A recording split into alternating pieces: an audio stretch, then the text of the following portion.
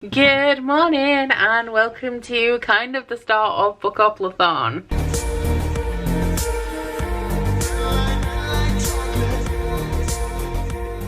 So we have 2 days left of August. The first 2 days of this week are August, the rest are September. So we are going to be segueing from my August TBR to my September TBR, and I feel like I've worked this out quite smoothly because one book I have left from my August TBR, I actually have two. Maybe I should talk about the other one first. I've just thrown a spanner in the works here. So from my Bookopoly TBR for August, I still have Sunlin Ascends by Josiah Bancroft. I have started this, but I've just run out of time. August has not been a great reading month for me. I have not enjoyed the majority of the books that I've read, which has left me unwilling to read, because why would I want to keep reading to read books that I don't enjoy? It's just not been a good time. So I've run out of time a little bit, but I do still need to read Sunlin Ascends by Josiah Bancroft, because this is the Busy Bee book. The Busy Bee. This is Aaron from Booked Busy's Busy Bee Book Club book. There we go. For the month of August, and myself and Cody from Cody's Book Corner are co-hosts, so I need to read this, and I'm going to be reading like 2 or 3 chapters a day. So I started off this morning, read a chapter of this. I'm now 12 pages into it, so not very far at all. It isn't an incredibly long book. It's 394 pages, so really not too bad. And this one is about a guy called Thomas Sunlin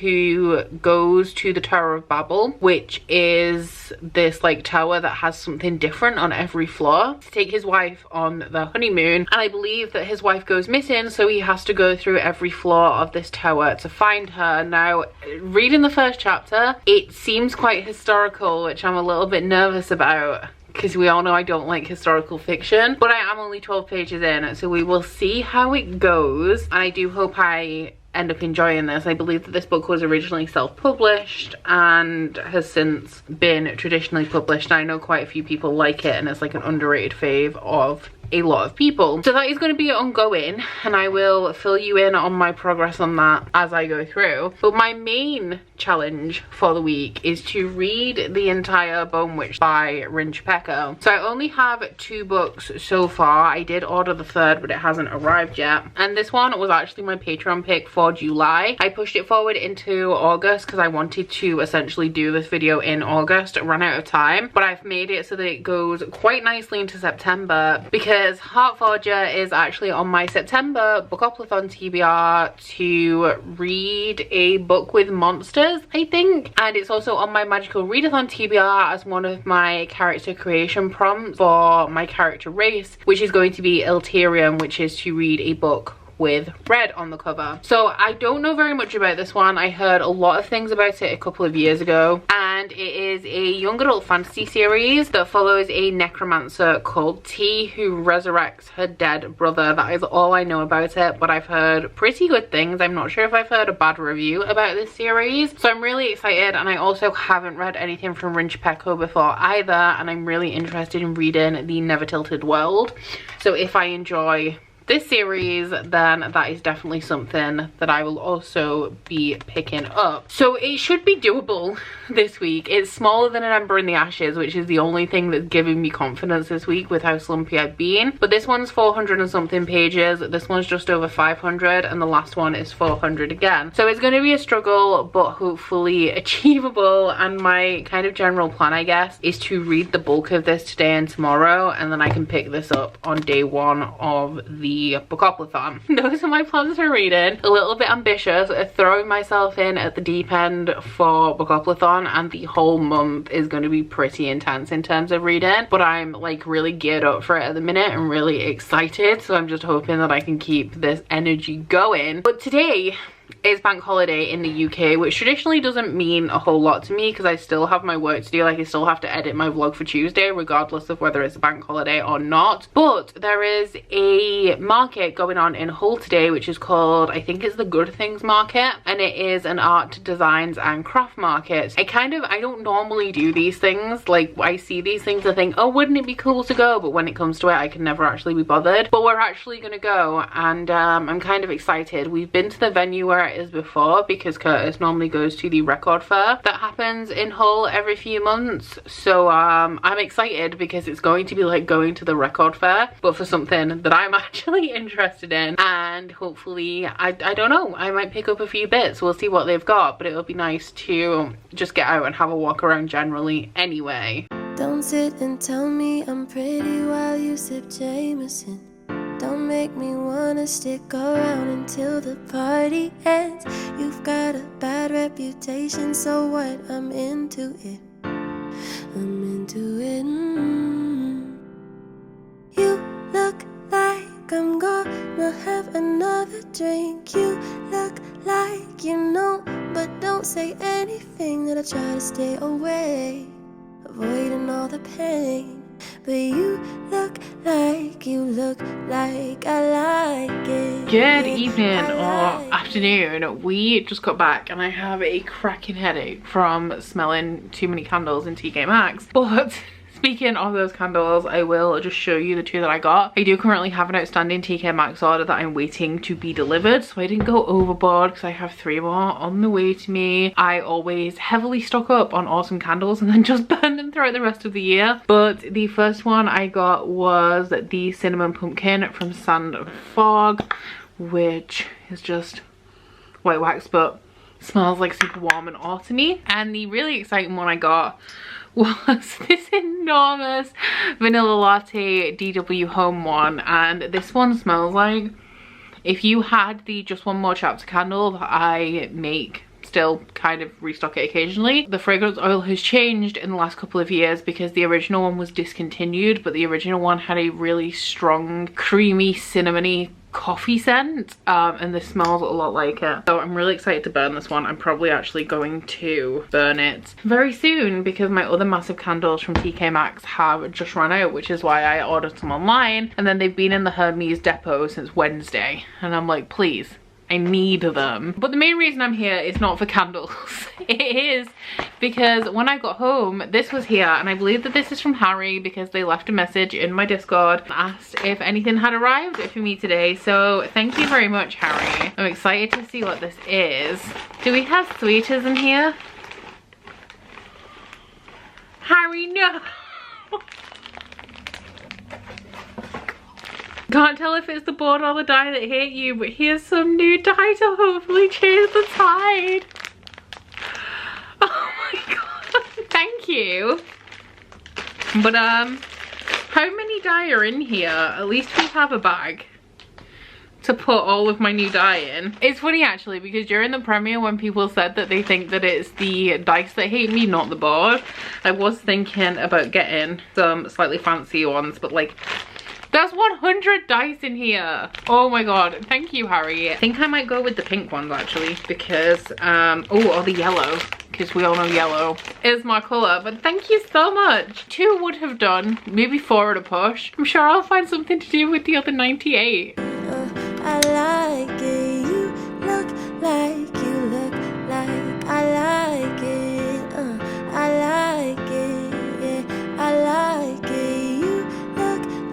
You look like I like it.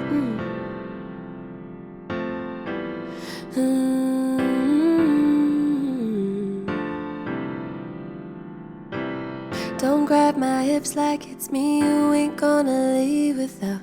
Don't look at me like that, make my whole world come back. Okay, so I'm in bed, or I guess on bed would be more accurate, and there's something about the spotlight that I've just looked directly into, so now I can't see, that makes this feel very Blair Witchy. But I thought I'd bring you a bit of an update because I'm actually doing alright with the Bone Witch. I'm 122 pages into it, and I haven't sped through it, I haven't been reading it quickly, but I am very absorbed in the book, so it feels like it is moving a lot faster than it is. But at 122 pages in, I still don't really have an idea of the overall plot. My page goal for the day is page 200, which it is 10:15 now, so I still have about an hour-ish before I'm gonna go to sleep, so I can definitely make some progress towards that. But in here we're following a girl called T, and she has a lot of brothers and sisters.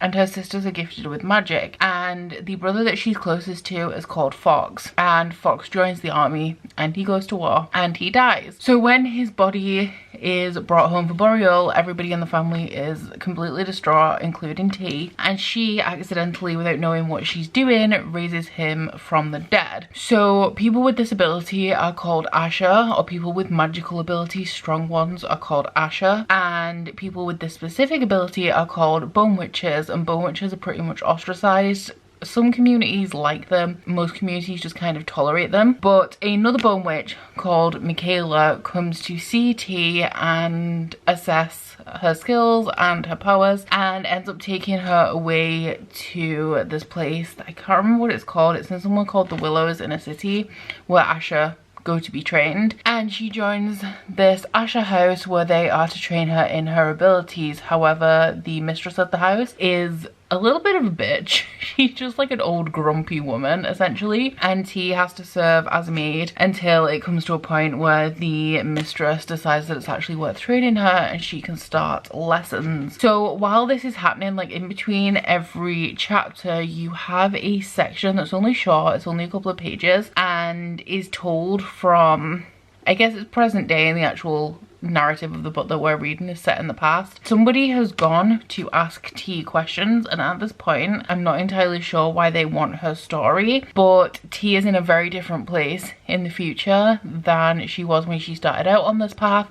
She's been ostracized from the Asher. They don't consider her part of their ranks anymore, and it seems that she's turned into a really dark Bone Witch. So in between every chapter you'll get a little bit of T in present day, kind of tying it to the elements of her past, assumedly building up to this future point. So that's pretty much all I know about it right now, but I am intrigued. There's something about the writing in here that I really like. It is very descriptive. I want to say atmospheric, but I don't quite mean atmospheric. It has all of the elements that I really love about Asian fantasy, with the kind of very slow, thoughtful, maybe picturesque more than atmospheric writing style that I absolutely adore, which is why I haven't read much Asian fantasy recently. But I also like translated Asian fiction because the narrative style is similar throughout genres, especially with East Asian fantasy, but I absolutely adore it because there's something about this really slow descriptive writing that I really enjoy. So yeah, I'm having a good time with it. I was reading for a solid couple of hours and then I stopped to watch a couple of TBR videos. I watched Aaron's and Cody's, and also did some work on my spreadsheet while I watched those.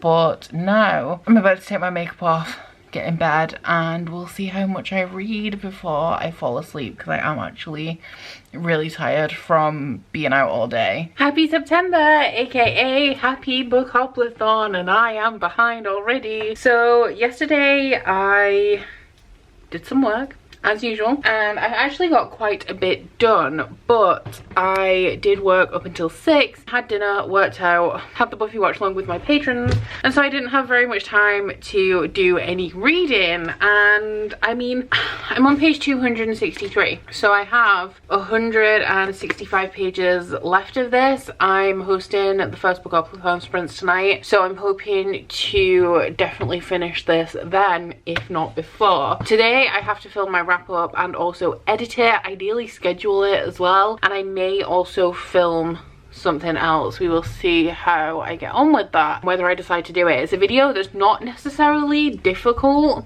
I mean, it's difficult for me, but generally it's like a pretty easy video to film. It's just really intimidating me, so we'll see if I decide to do that. We'll see how long my wrap-up takes, because I read 11 books in August and I didn't enjoy most of them, which means I don't remember most of them, but we'll see how it goes. I'm enjoying this still. I still really like the writing style, but I do think that it has started to drag a little bit throughout this middle section, and we're delving into some of the politics of the world. I still don't have a good direction of where this book specifically, definitely not the series, but where this book specifically is taking the story, but I am intrigued to meet up with that future or like present perspective that we have in between the chapters, and I'm wondering whether we're actually going to build up to that in this book or whether that is going to be more of the overall story arc of the series. But so far so good.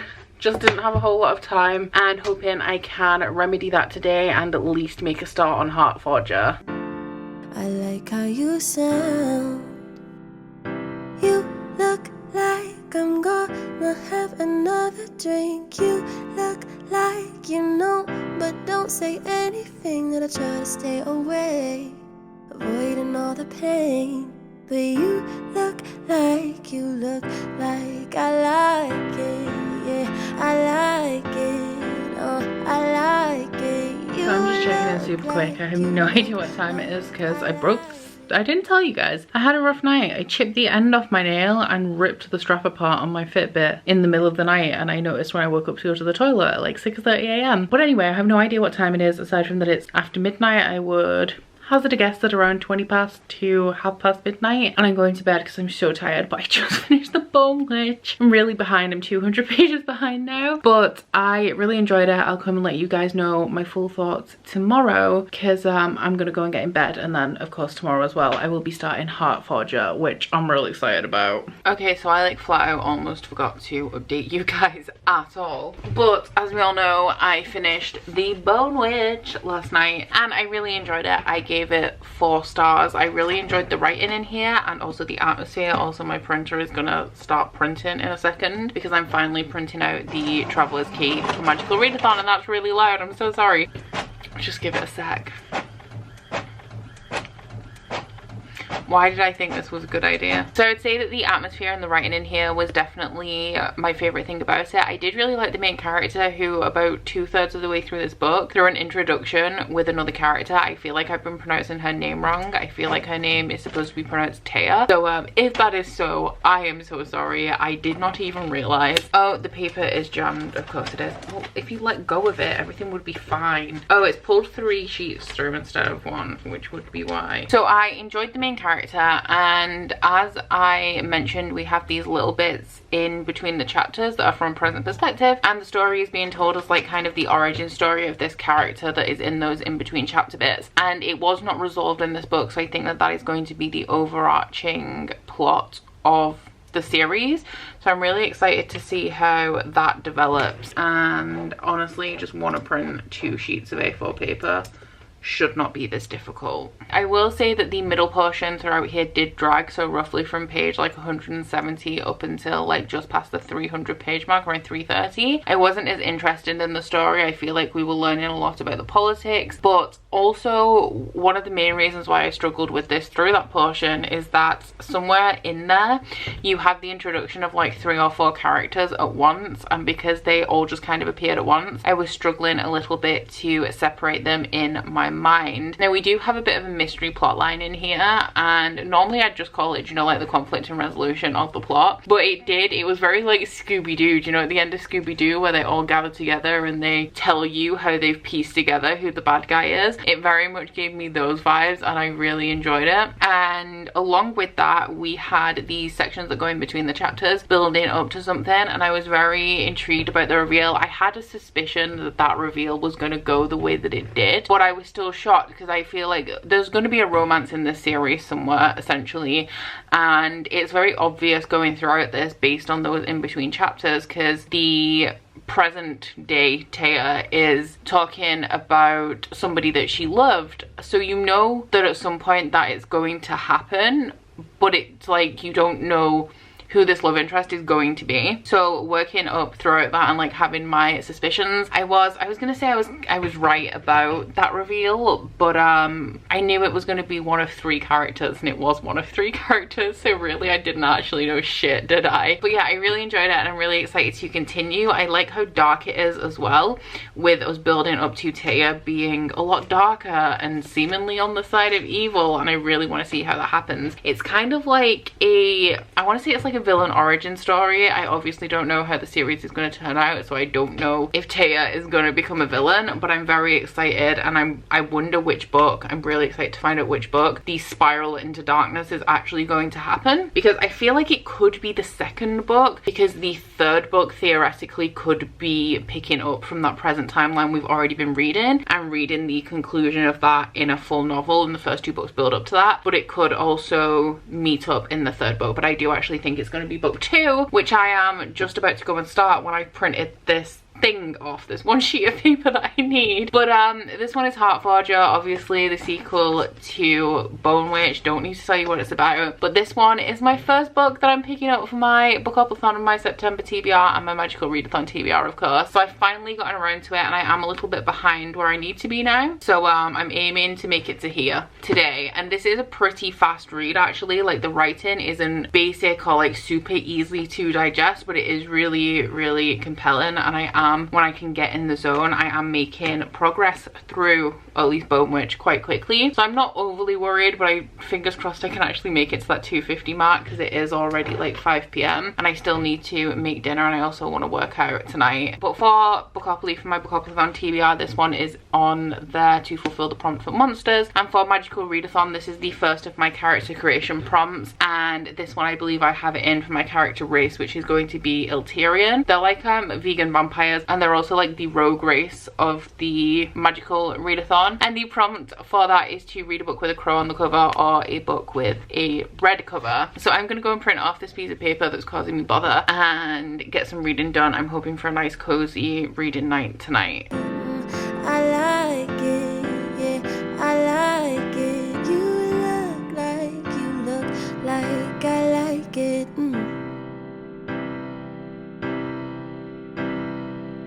I'll probably take this too far, and you'll probably break my heart, but that's okay, 'cause when you kiss me, when you kiss me, you look like I'm gonna have another drink.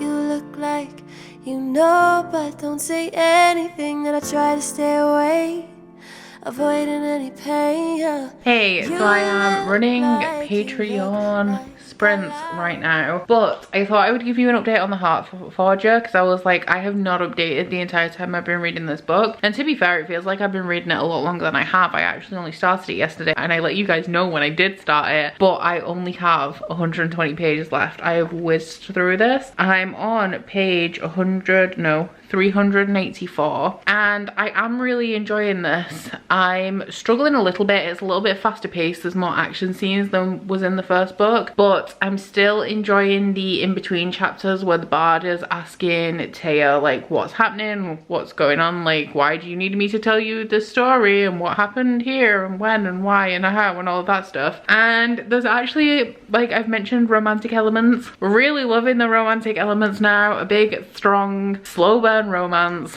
throughout the series, or like throughout the first 2 books at least. And I actually really like it, because like I said, I saw inklings of things in the first book, but it makes sense why there was nothing actually romantic in the first book, because of how the narrative plays out and how it keeps you on the edge of like not really knowing what's going on. But then when you know and it starts to develop, I'm really enjoying it, and I don't know whether I'm coming up to like the big conclusion. I mean, there's only 120 pages left, so the big conclusion is going to come at some point in these pages. But I've just read a part where everybody is just declaring their love to each other, and it's like big, grand, dramatic gestures of love, which I always really enjoy when it's like actually believable and you've seen these things build up. Sorry, I just had to check that I was muted because I get overly paranoid when I'm doing sprints. But when you actually believe in the romance, it just hits different, you know, and I really do like those big dramatic gestures. So with the faster pacing, I am struggling to follow it a little bit. Like, I prefer slower paced books, and action scenes I do generally struggle to follow, even if I've given the book 5 stars. A perfect example is like Words of Radiance and Oathbringer by Brandon Sanderson. Cannot follow the battle scenes in a lot of those, especially the swords and horses ones. I find them so boring, but I still adore the books for other elements and still give them 5 stars. Similarly with this, I don't think it's going to be a 5-star read, but all of the battle things I'm struggling to focus and follow them, just because I just completely zone out when I'm reading battle scenes. But I am enjoying it. The only other kind of negative thing I would have to say about it is that it is a little bit disjointed, with the kind of plot of this series being that Taya is narrating her life, or how she got to this point, to this bard. It can be a little bit disjointed in times,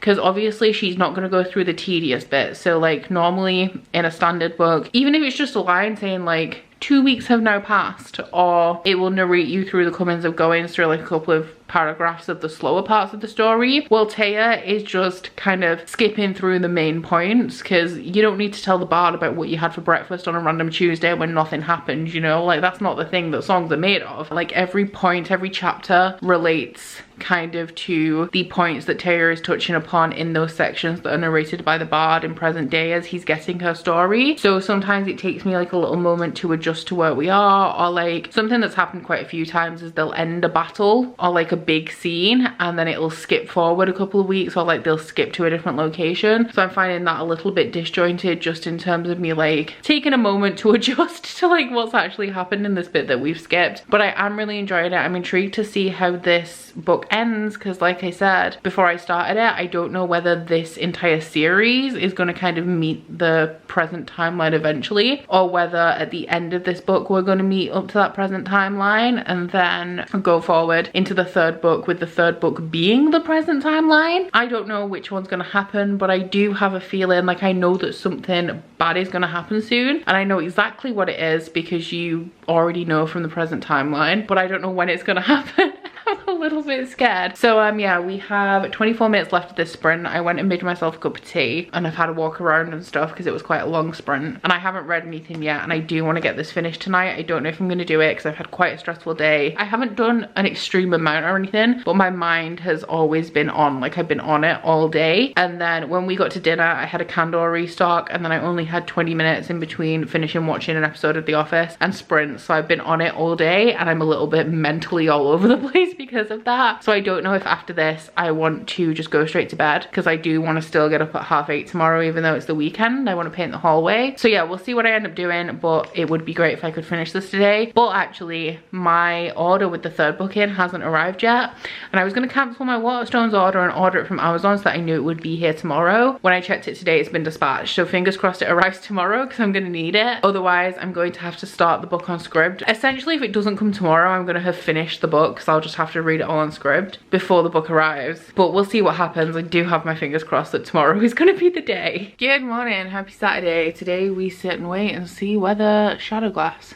by Rin Chupeco turns up, and if it doesn't, I suppose we get sad about it. But last night, I stayed up late last night, but I also managed to reset my sleeping pattern again. I don't know if I've mentioned, but I wanted to keep it so that I get up at 8:30, and then on Wednesday and Thursday I was getting up at 9:30, and yesterday I got up at 10. So I wanted to set that back, which I actually have, considering I went to bed at, it must have been after 1:30, because I'm pretty sure I finished sorting out my spreadsheet after I'd finished my book at 1:30. But last night, sometime around 1:30, I finished The Heart Forger by Rin Chupeco, and I did really enjoy this. I gave it 4 stars, but I was really expecting that thing that I was expecting to happen in this book, and because it doesn't, I'm kind of confused about when it's gonna happen. I suppose it does work out, because the certain thing happening would mean something removing from the story in the final book that I actually really enjoy. But yeah, I'm wondering how that's come into play. We also reached a sort of checkpoint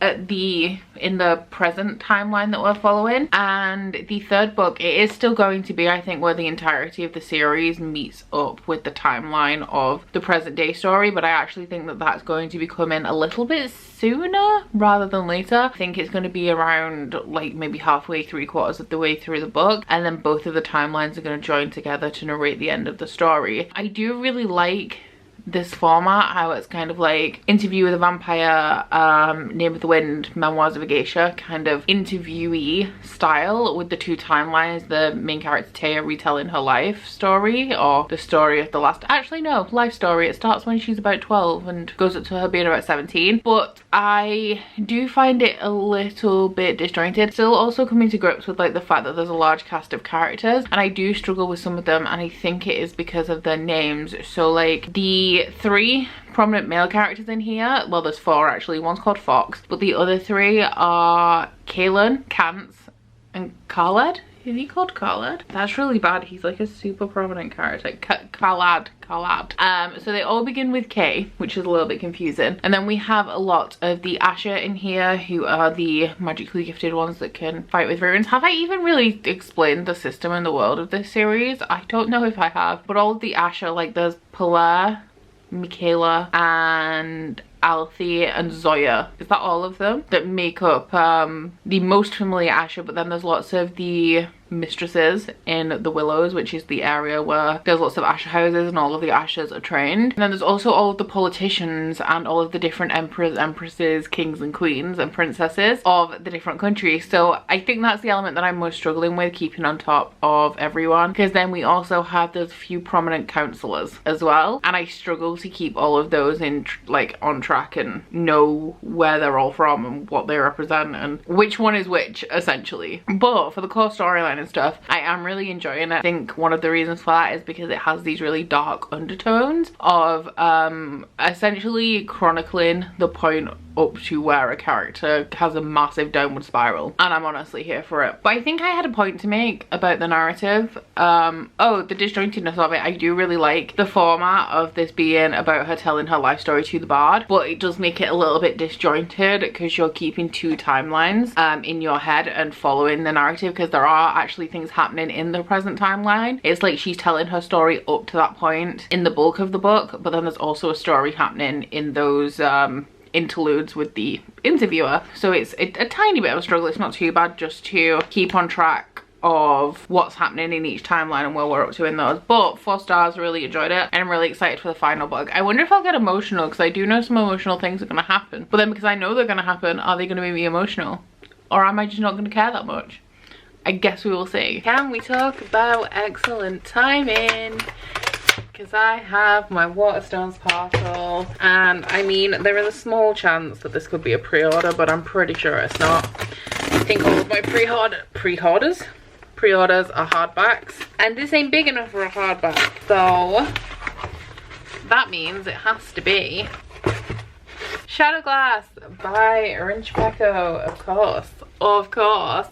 So let's see, that's my invoice. Let's see how big this one is. It's nice and floppy like the others. I don't think, did I leave? I left Heart Forger on the floor over there, but I want to see what they look like all together. Oh, they are pretty. I really like these just because they're floppy, and I hope the rest of it's sad because I want to be like, I hope the rest of Rin Chupeco's books didn't get a UK release. That's sad because Rin Chupeco didn't get a UK release, but I really like these US paperbacks. So this one says it's 480 pages on Goodreads. It is actually 449, so definitely doable in 2 days. And this one is actually going to be on my Bookoplathon TBR. I know it isn't in my TBR video, but I rolled mood read, and this one is going in for mood read. And for the magical readathon, it's going in one of my only available prompts, and this one will be for the novice path entrance, which is, oh my god, don't let me down now, don't let me down, to read a book with a map. So now that this has arrived,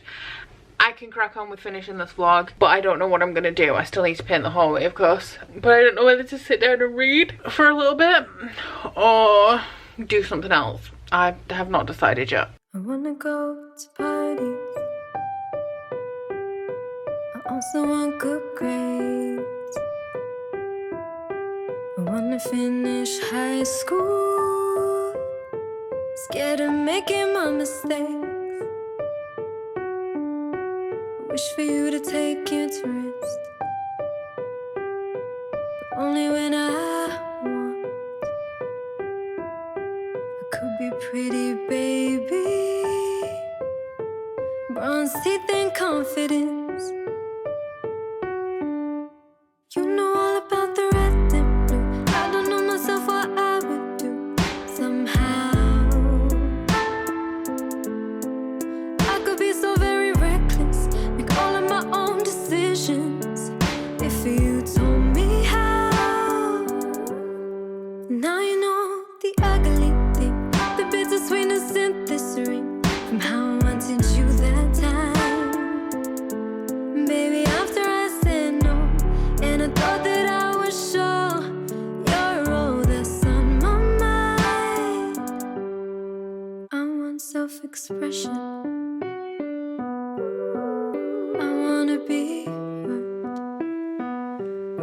Good morning, everybody. Happy Sunday. I slept in like majorly today. It's almost 12. I slept until 11. But I also really dropped the ball on Shadowglass last night. I only made it to page 50 because I spent all day, as I told you guys, painting the hallway. I finished that at about 4:30, and then we binged all of season 5 part 1 of Money Heist that is out so far, so the first 5 episodes of season 5, so that took like 5 hours almost. And then I worked out and went to bed, but oh my god, Money Heist, I love it so much. I'm really sad that it's coming to an end. It's kind of like, it's a Spanish heist show by this group of characters that are trying to pull off this incredible, like, impossible heist for like 2.5 billion euros. So it is in Spanish, but the dubbing is decent on it, or you could always watch it with the subs. And you are rooting for the people who are performing this heist. So I think the first one is the Bank of Spain. There's 2 heists in the show overall, and I think the first one is the Bank of Spain, and they're the underdogs. It's like Six of Crows, but adults and without any magic. Like, so good, so dramatic, so much action. Jamie Lorente, beautiful. And roll on December 3rd so I can finish the show. But, well, also not, because I'm going to be really sad when it's over. But I've made myself a coffee. I haven't had a coffee in weeks, and I made it with my French press, and also new syrup that I've got, which is, what is it, like pumpkin cinnamon roll or something? Syrup is good. I don't know if I can taste the coffee. I don't know if I put enough coffee in. It's been a long time since I've had coffee at all, and especially since I've used the French press. But I have a coffee, and I don't have anything to do today. I may do a bit of cleaning, but you know, just like, there's nothing major that needs doing, so it's just tidying up a couple of bits and wiping down surfaces. And I'm gonna try and read this. So that is it 400 pages? Fuck, I think it is 399 pages, which, I mean, I read a lot on Friday, but I only read like 340 pages, so it's gonna be a bit of a struggle. And I have the Buffy watch along tonight at 8 as well. But right now I'm gonna try and make a page tracker for the Bookoplathon. So I didn't make one because I don't know how to do it. Like, I know you use Google Forms, but it's been a long time. Like, the last time I used Google Forms was for my dissertation, I think. So we're gonna see if I can put together a form for the readathon, and then I'm gonna crack on and get some reading done. So I needed to go out. I needed to go to B&M to get some, all I needed was cat food, cat litter, and some Pepsi. So I took Curtis with me so that he could help me carry things. He said that he had a random urge to go to Wilko, and I was like, well, we need to get a lot of stuff from B&M, so we'll go now before we go to B&M. And I did get my cat food and my cat litter, and I got my Pepsi from B&M after Wilko. But I've also ended up coming home with a Glade pumpkin spice latte candle, a monkey mask monstera, a croton, which has these absolutely stunning, awesome leaves, and a new plant pot. So essentially I have many regrets, and now I have to go outside and repot both of these plants because they're rooting through the bottom of the pot. So I'm gonna get on with that and then get back into my book. I think I'm like 125 pages into it, and what time is it? It's 3:30, so I've got a long way to go, and the afternoon is getting on. Hello, so it's just past 11 p.m. It's 11:10, and I can confirm that I have finished the Bone Witch Trilogy by Rin Chupeco. It seems that I need 8 days to do these videos. Doesn't matter how long the series is, I will only complete it in 8 days. But I just finished Shadowglass while doing Patreon sprints with, of course, my patrons. And I have not run this through Compile, which is something that I was supposed to do before I turned the camera on, so just give me a sec. Okay, so surprisingly, or not surprisingly, I thought I would be dithering between these two, but Shadowglass has come out at a high 3 stars. I did enjoy this one, but I do think, do you know how we have this narrative where we have the bard narrating the present day sections in between the chapters, and then Taya narrating the past timelines in like first person as she's telling her story to the bard? I feel like that was a detriment to this book the further we got into it, and right at the very end, the last instances of the chapters, it worked and it made sense, but throughout this it got very confusing because you had both timelines confronting the same person. So Taya in the present timeline would be confronting this person for the second time, and in the past timeline they would be confronting the person for the first time. And because the instances were the same, like it was a confrontation with the same characters, it got very confusing trying to keep up with like what specifics of that particular timeline were going on. And I feel like the past should have met the present a little bit sooner throughout this, and maybe the last quarter should have just been the present narration from the bard. I also feel like, you know how I said about the first book, how we had the kind of reveal towards the end that was very Scooby-Doo-esque, where like Taya came in and explained like, this is how this happened and this is why and these are all of the clues. I did notice that a little bit heavily in the Shadow Glass, where the kind of the foreshadowing was there a little bit, but it was Taya pretty much telling the reader all of the clues and all of the reasons and the backgrounds of like why this person had done the things they'd done and why this was the solution to the mystery, instead of it kind of being well plotted throughout the novel. So I think that the overarching plot of this series and this installment in it was good, but I don't think that the plotting of the intricacies was as well done. But I did really enjoy the ending. It has an emotional ending, but my other issue with this is that I wasn't really emotionally impacted by anything that was going on, because a lot of the things that would be the most emotional in here you already know happen at some point because of the present timeline, where other things have happened which leads you to an obvious conclusion that something else has happened. I don't want to give things away, which is why I'm being really vague about it. If you've read any of the books in this series, you'll kind of know what some of those important things are. They would be points of very high emotion that are just less emotional because of the way that the story is told. But that being said, I do kind of like the way that it's told with this bard narrative and the past timeline that meets up to the present eventually. I just feel like it could have been slightly better executed, but I did like the way that those things came together in the end. The other things that I loved about the series and this installment in particular, one is the monsters,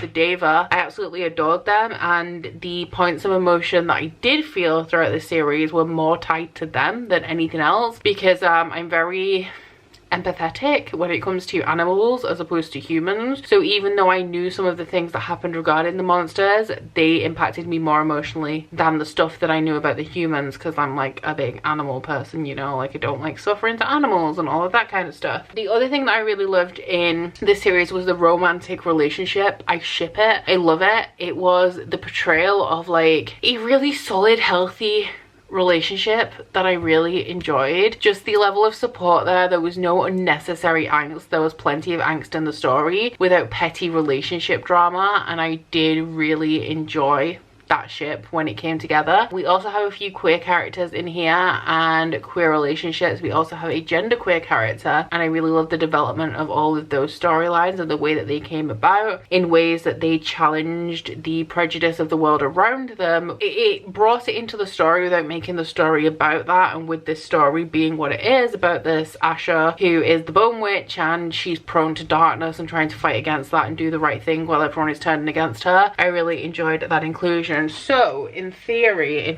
that's not what I meant in conclusion. Real solid series, would recommend. My favorite book is one of these two. I think that these are both really solid, and I've just it's a little bit of tweaking and this would have really hit the mark for me as well. But overall, I really like the story arc in here. I like the way that it was told, even though, as I said, it could have been done better, and I'm really glad that I read it this week. So if you want to read this series, would recommend it. Not the best thing I've ever read, but definitely solid, and really enjoyed my time reading it. It is young adult. It skews slightly towards upper YA without being upper YA in the way that like Strange the Dreamer is published as young adult in the US, when in the UK it's published as adult, and I feel like it doesn't really read like YA. This is YA, but very well written. I think that's the thing. I think a lot of young adult these days is very quickly produced and feels a little bit sloppy and like the same thing recycled over and over again. And I actually had a really good experience with these and enjoyed the series a lot. So yeah, I would recommend giving it a try if you would like to. I would say that if you enjoy the first book, you probably enjoy the entire series. There's nothing vastly different about any of the books. They continue in the same vein. So like, you're good to go throughout the whole thing if you like book one. But aside